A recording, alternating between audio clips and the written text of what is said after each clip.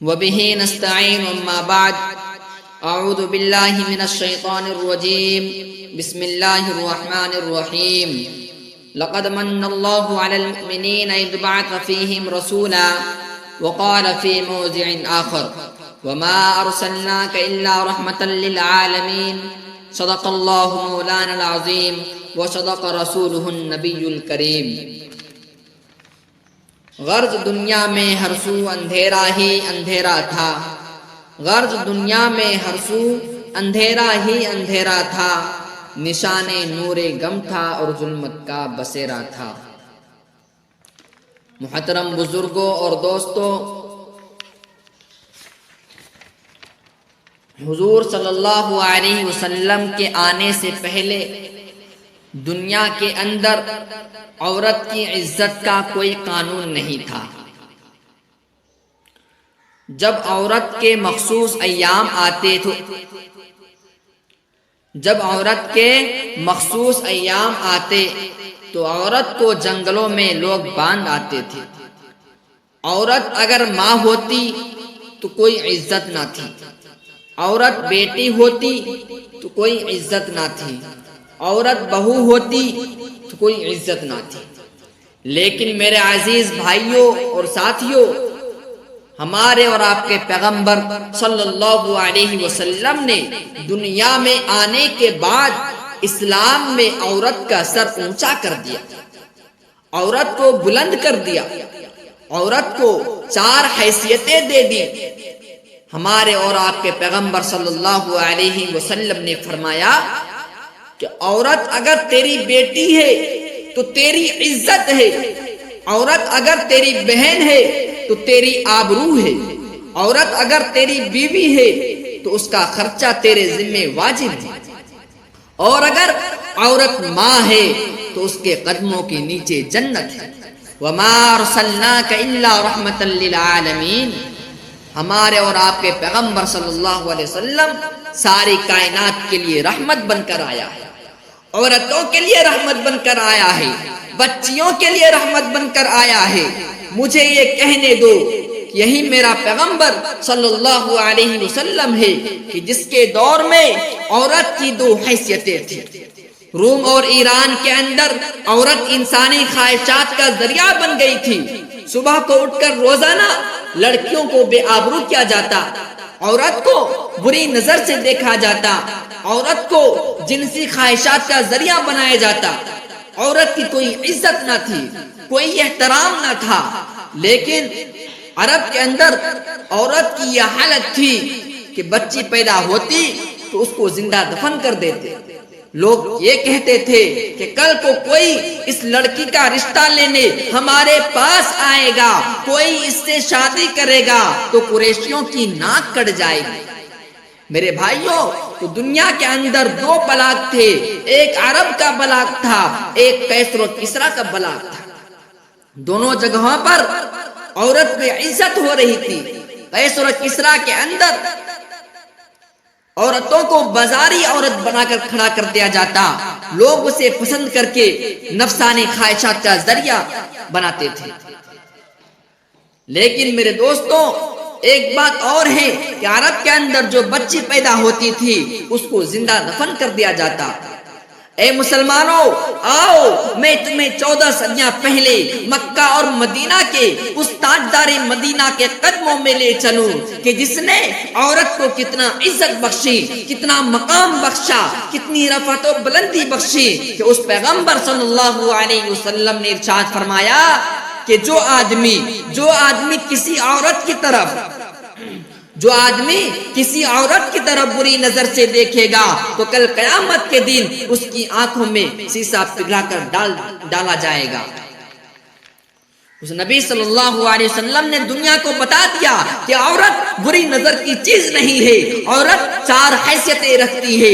بیٹی ہے تب بھی عزت والی ہے، بہن ہے تب بھی عزت والی ہے، اور بیوی ہے تب بھی عزت والی ہے، اور اگر ماں ہے تو جنت اس کے قدموں کے نیچے.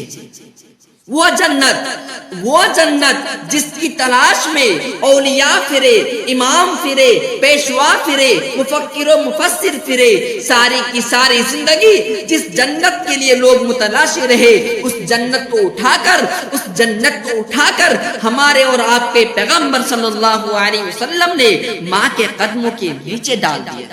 اللہ اکبر۔ وما ارسلناک الا رحمۃ للعالمین۔ ہمارے اور آپ کے پیغمبر صلی اللہ علیہ وسلم سارے جہانوں کے لیے رحمت بن کر آیا ہے۔ اور میرے نبی صلی اللہ علیہ وسلم کی اس رحمت کو دیکھو کہ عرب کے اندر عورتوں کی کیا حالت تھی اور قیصر و کسریٰ میں کیا حالت تھی۔ یہ میرے پیغمبر صلی اللہ علیہ وسلم کی سیرت کا ایک انوکھا واقعہ ہے جسے میں آپ کو سنانا چاہتا ہوں کہ ہمارے پیغمبر صلی اللہ علیہ وسلم کے گھر میں ایک عورت آتی ہے، اس کے پاس دو چھوٹی چھوٹی بچیاں ہیں، ایک بچی اس کے گود میں ہے، ایک بچی کو وہ انگلی سے پکڑ کر ساتھ لائی ہے۔ حضرت عائشہ صدیقہ رضی اللہ تعالی عنہا گھر میں موجود ہیں۔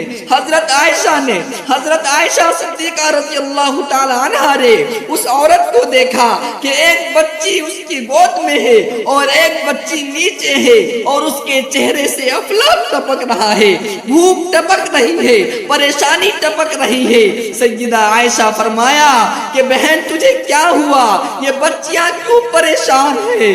تو وہ رو کر کہتی ہے، میرے دوستو، وہ عورت رو کر کہتی ہے کہ میرا خاوند میدان جنگ میں شہید ہو چکا ہے، میرے پاس کمانے والا کوئی نہیں ہے، میرے پاس لانے والا کوئی نہیں ہے، ان بچیوں کو میں کہاں سے کھلاؤں؟ یہ کہہ کر وہ عورت رو پڑی اور وہ بچیاں بھی رونے لگی۔ حضرت عائشہ صدیقہ رضی اللہ تعالی عنہا نے فرمایا کیا ہوا بہن؟ کہنے لگی 7 دن ہو گئے نہ ان بچیوں نے کچھ کھایا ہے نہ میں نے کچھ کھایا ہے، پانی پی کر ہم گزارا کرتے ہیں۔ اما عائشہ صدیقہ رضی اللہ تعالی عنہا رو پڑی اور اندر چلی گئی، گھر کے اندر جا کر ایک توشہ دان نکالا، اس توشہ دان میں کھجوریں ہوا کرتی تھی۔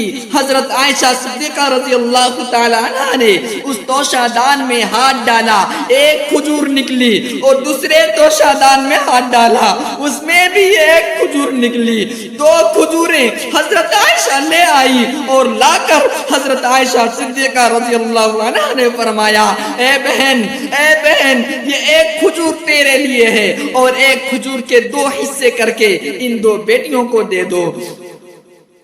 تو جب اس عورت نے دونوں کھجوریں پکڑی تو ایک کھجور ایک بیٹی کو دے دی اور دوسری کھجور دوسری بیٹی کو دے دی، اور خود کھجور نہیں کھائی۔ ان بچیوں نے کھجوروں کو ایسے جھپٹا کہ جیسے بڑے عرصے کی بھوکی ہے، تو دونوں کھجوریں وہ دونوں بچیاں کھا گئی۔